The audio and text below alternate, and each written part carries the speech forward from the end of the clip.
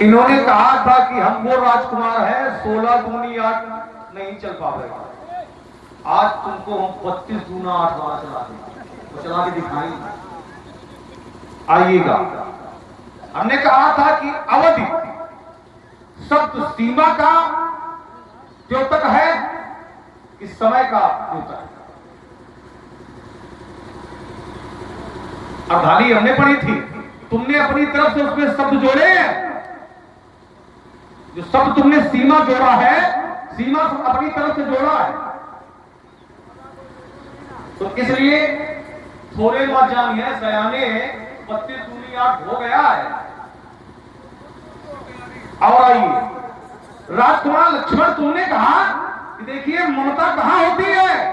ममता जननी जनक बंधु सुधारा तन धन भवन स्वर्ग परिवारा सबके ममता ताग बतेरी बनवानी है। मम पर बनाई बांध बई डोरी। ममता इन 10 स्थानों में होती है राजकुमार लक्ष्मण, लेकिन ममता वहां करनी नहीं है। ये है साधन, शरीर है साधन।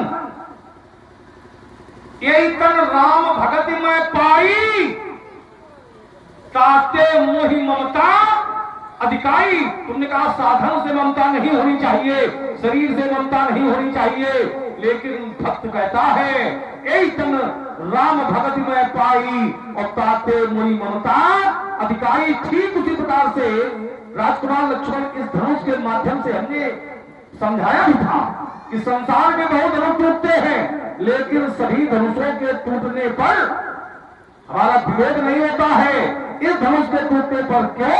क्योंकि तेई अवसर सुन धनु भंगा सोई पुरारी को दंड कठोरा। भगवान शंकर का धनुष है, तो इससे सीधे सीधे हमारी जो ममता है वो भगवान शंकर के प्रति ज्ञापित हो रही है। इसमें टिप्पणी करने की कोई आवश्यकता नहीं है। क्या तो फिर चिंतन ये आना चाहिए कि नहीं, संसार में जो भी धनुष टूटते हैं तुम्हारा विरोध होता है।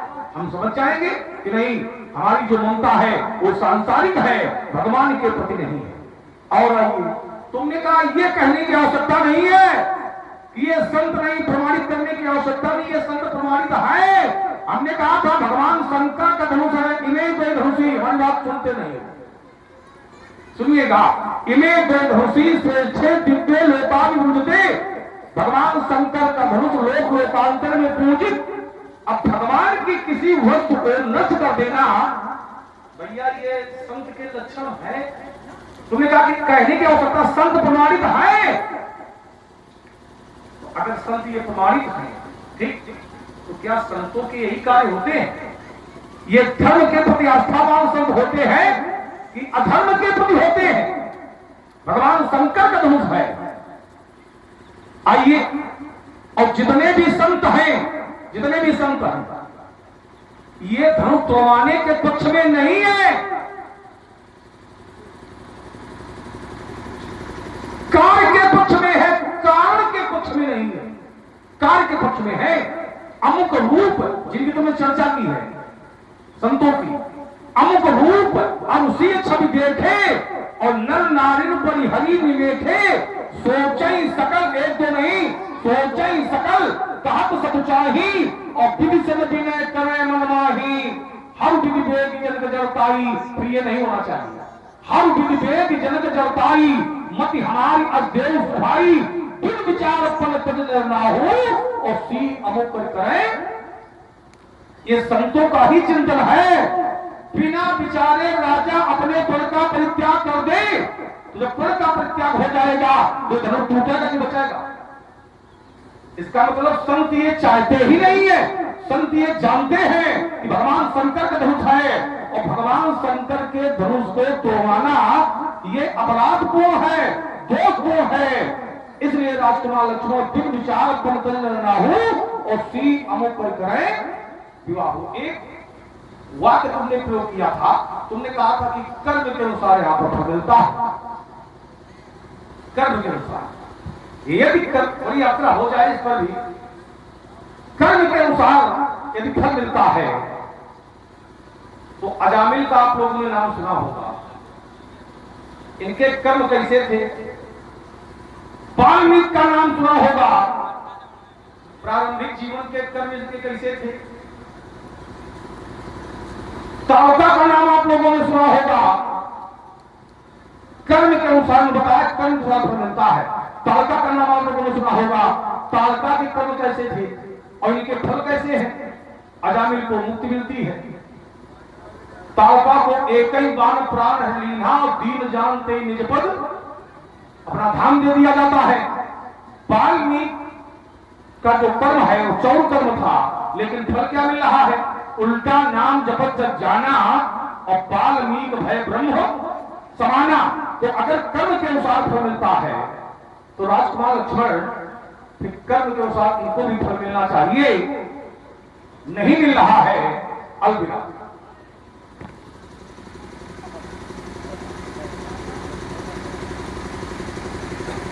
आपने कहा लक्ष्मण कर्म के अनुसार फल मिलता है। लक्ष्मण ने यह कहा है, हम बड़ी देर तक सोचते रहे कि हमने ये कहा है, लेकिन समझ में नहीं आया। लेकिन अब आपने विषय उठा दिया है, हम इसका उत्तर जरूर देंगे।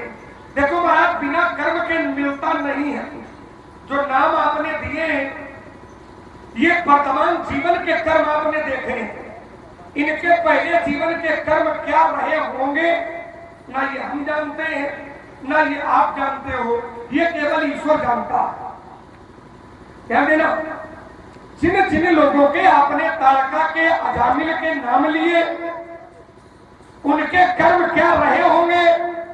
हम लोग इस जन्म की बात कर रहे हैं, लेकिन पिछले जन्म में क्या रहे होंगे, या इसके उसके पिछले जन्म में क्या रहे होंगे, या उसके पिछले जन्म में क्या रहे होंगे? भगवान ने किस कर्म का फल किस जन्म में दिया है, ये हम लोग नहीं जान सकते है। लेकिन बिना कर्म के नहीं मिलेगा, ये पक्का। क्योंकि कर्म के तीन प्रकार होते हैं। कर्म के तीन प्रकार होते हैं।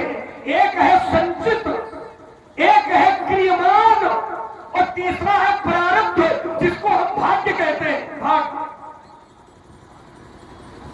अब थोड़ा इस पर चिंतन करिए। किसी के कोई संतान हुई और वह केवल वर्ष भर जीवित रही, अंत में चली गई, बताओ क्या कर्म खराब किया उसने? क्या माता पिता ने कर्म किए होंगे उसके प्रति, या उस बच्चे ने कौन सा ऐसा कर्म किया होगा कि साल भर रहा चला गया? इसलिए कर्म की जो गति है वो बहुत गहन है। ये हम आप नहीं जानते कि किस जन्म का फल ईश्वर ने हमको किस जन्म में दिया। इसका एक प्रमाण सीधा और शास्त्रीय दे रहा हूं। एक बार एक व्यक्ति है, नाम नहीं खोलूंगा, लेकिन आप लोग जान जाओगे, क्योंकि महाराज जी ने कह दिया आज लोग हैं।